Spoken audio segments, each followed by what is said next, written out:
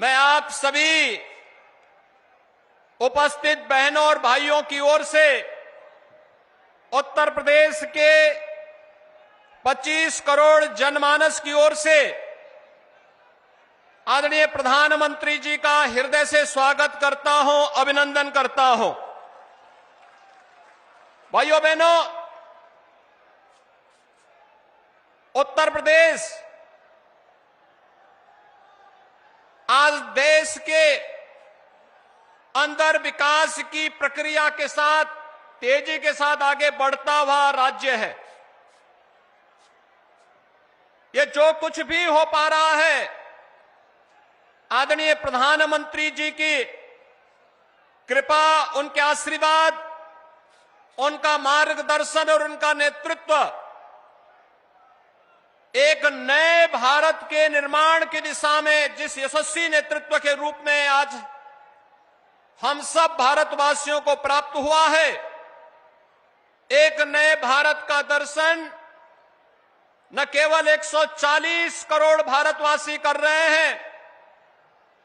बल्कि दुनिया भी इस अद्भुत, अविस्मरणीय और अलौकिक अवसर से आज देख करके अचंभित है और भारत की ओर आकर्षित हो रही है। ये हम सबका सौभाग्य है कि हमारे पास प्रधानमंत्री के रूप में और अपने यशस्वी नेता के रूप में मोदी जी जैसा लोकप्रिय नेतृत्व हम सबके साथ में है और उनका मार्गदर्शन और नेतृत्व हमको प्राप्त हो रहा है। आज भी आपने देखा होगा, आपका स्नेह प्रधानमंत्री जी को मौसम की विपरीत परिस्थितियों का सामना करते हुए भी दिल्ली से बाई रोड आपने पहले कभी नहीं देखा होगा कि कोई प्रधानमंत्री बाई रोड जनता जनार्दन के साथ संवाद बनाने के लिए आ रहा हो। और आज दिल्ली से बाई रोड प्रधानमंत्री जी सड़क मार्ग से हमारे बीच में आए हैं। मैं इस आयोजन के अवसर पर भाइयों बहनों प्रधानमंत्री जी का हृदय से अभिनंदन करता हूं, स्वागत करता हूं।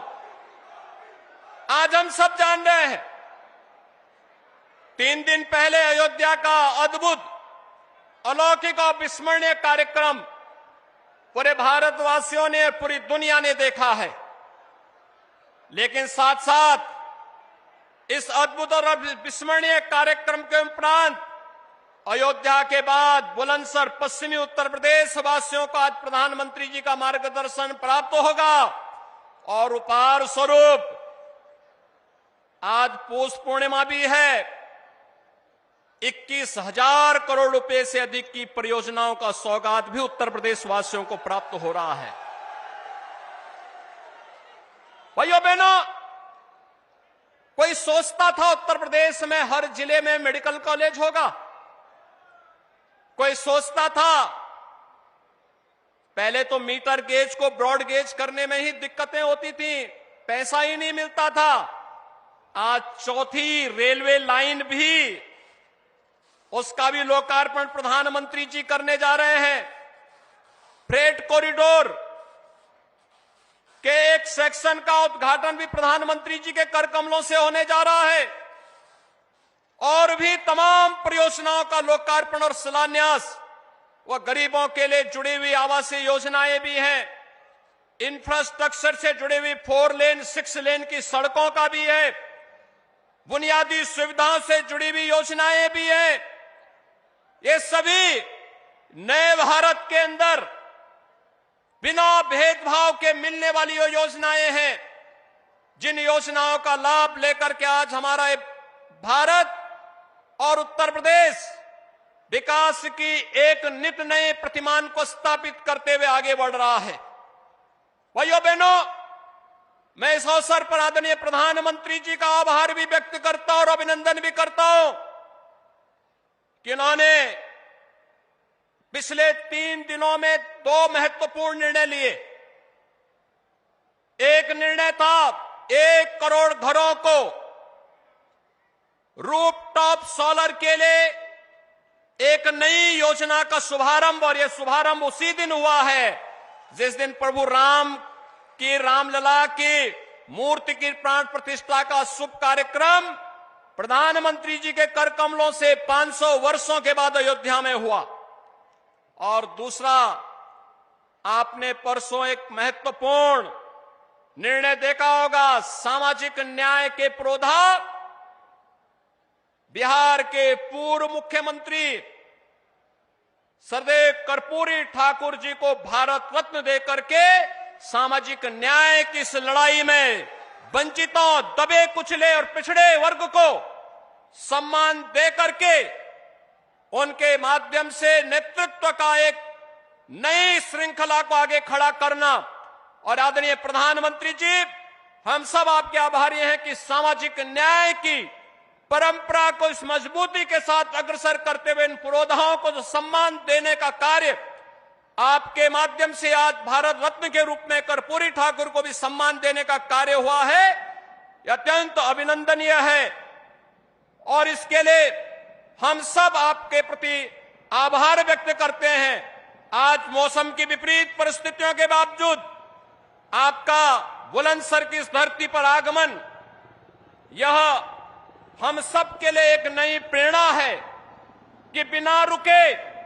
बिना टिके, बिना झुके हमें विकसित भारत के संकल्प को आगे बढ़ाने में प्राणपण से जुटना है। और इसी संकल्प को आगे बढ़ाने के लिए ये जनता जनार्दन आज आपका मार्गदर्शन प्राप्त कर रही है कि अभी कुछ दिनों के बाद जब इस देश में आम चुनाव होंगे तो जनता जनार्दन आपके साथ फिर से खड़ी होकर के फिर एक बार मोदी सरकार, फिर एक बार मोदी सरकार के संकल्प के साथ आगे बढ़कर के आपके नेतृत्व में तीसरी बार फिर से देश के अंदर 2014, 2019 से भी बड़े बहुमत के साथ फिर से सरकार बनेगी, इस विश्वास के साथ मैं आज के इस अवसर पर आपका फिर से बुलंदशहर की इस धरती पर